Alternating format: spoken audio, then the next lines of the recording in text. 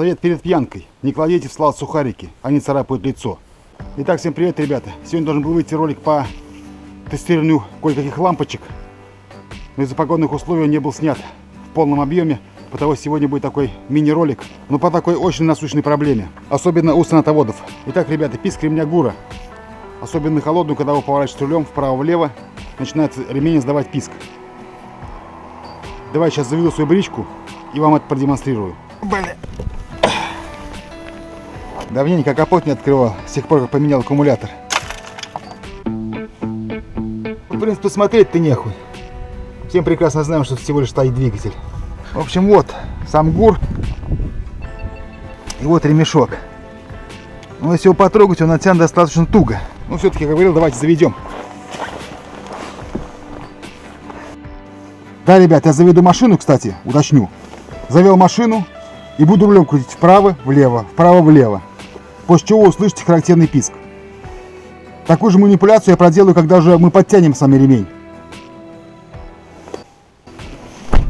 Да, и крутить я буду не до упора, а совсем чуть-чуть. Повторяюсь, чуть-чуть вправо-влево. Машина холодная. Би-би-би-би-би-би-би.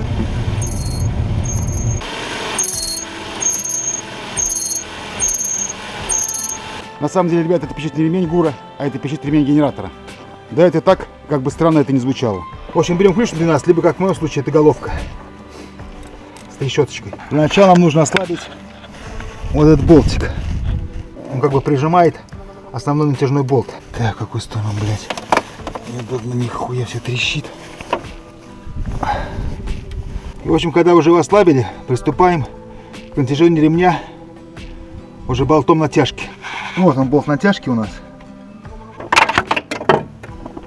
Блять, головка там не подлезьте. У меня все упало. С головкой объебался, все это херня. Берем ключ на 12 и уже с помощью его производим натяжение ремня уже болтом натяжителя генератора. Заводим, смотрим сейчас, после натяжки ремня генератора. Ну вот, ребята, вуаля, все у нас отлично, все у нас получилось. Всего 5 минут работы, и вы едете по городу и не пугаете писком ремня прохожих, и они не думают, на каком же корыте, блядь, он едет. Ну а дальше, ребята, закручиваем болтик, который притягивает сам натяжитель, который мы откручивали первым. И можем двигаться дальше. Усё! Делов на 5 минут от счастья полные штаны, ребята. Если девушка не пришла на свидание, она может испортить вам настроение. А вот если девушка пришла на свидание, она может испортить вам всю жизнь. Когда первый раз столкнулся с этим случаем, когда меня запечатал ремень, я этот ремень ГУРа перетянул так, что у меня либо порвется, либо отвалится шкив.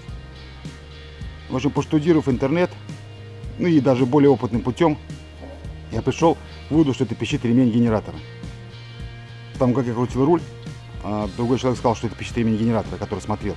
Я сказал, да ну нахер не может такого быть, что ты за хуйню мне несешь. Но так на самом деле оно и оказалось. То, что ремень ГУРа нормальный, а ремень генератора прокручивается, потому что там все на одном шкиву, плюс еще помпа сидит. Грубо говоря, как-то так.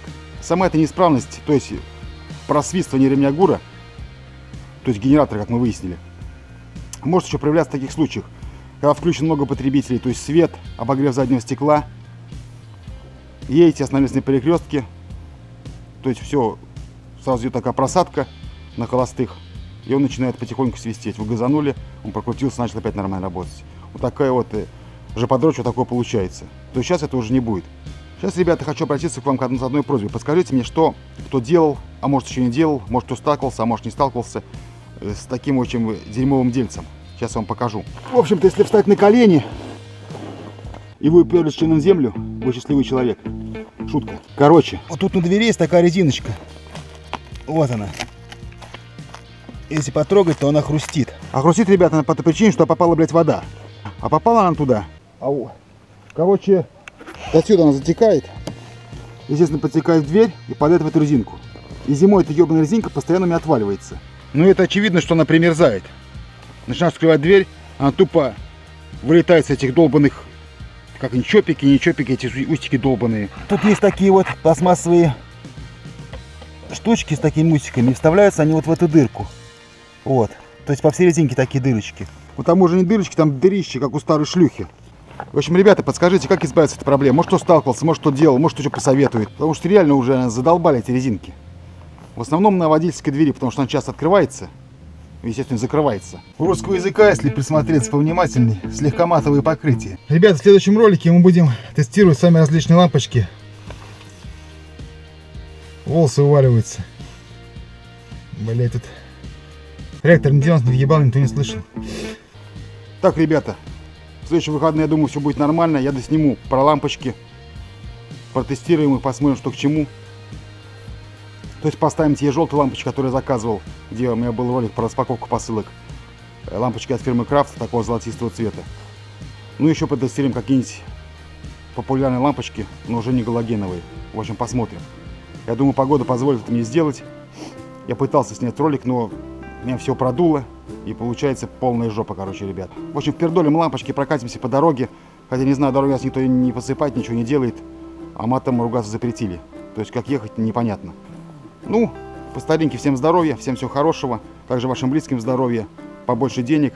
Огромное спасибо, кто смотрит мои ролики, кто подписывается на канал, ставит лайки, дизлайки. Всем огромное спасибо. Всем пока.